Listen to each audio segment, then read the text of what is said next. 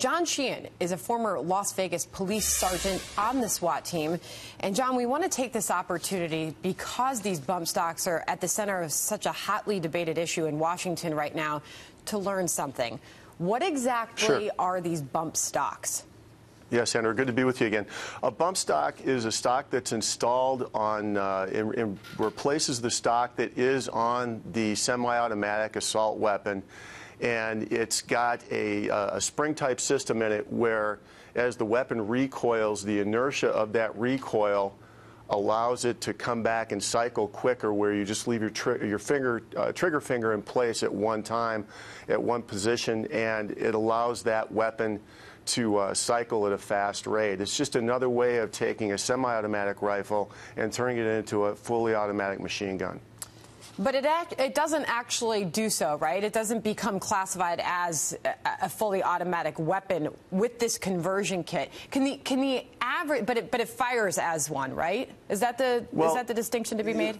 Well, Sandra, that's a loophole, because actually what it is it's just a different device that allows a semi-automatic assault rifle to turn into a fully automatic machine gun. In other words, I could buy a different type of device, which is the trigger group, and have to get a federal tax stamp, go through months and months of a background check, but I'm paying, and the federal government, the ATF, is ensured that I'm allowed to have that fully automatic weapon because I have purchased that trigger group.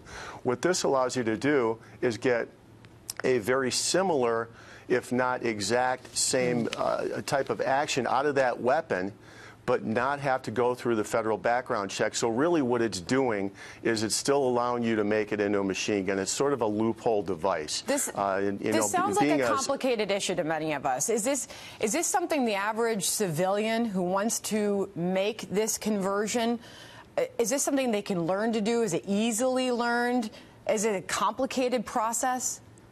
You could go on any YouTube channel, and there are dozens and dozens of videos that show people. There was one gal just sitting on the floor in her living room and put it together and had it up and running inside of a couple of minutes. So it's not a difficult device to install.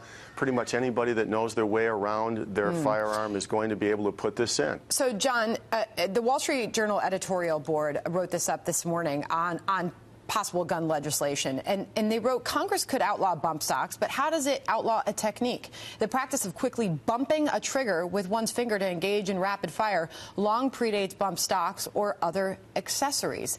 So based on your knowledge, should these be banned? And if they were, if Republicans and Democrats got together and decided to ban them, would it make any difference in the case of the shooting over the weekend? Well, you're talking to somebody that is or was a police officer. That's the tip of the spear, and we just enforce those laws.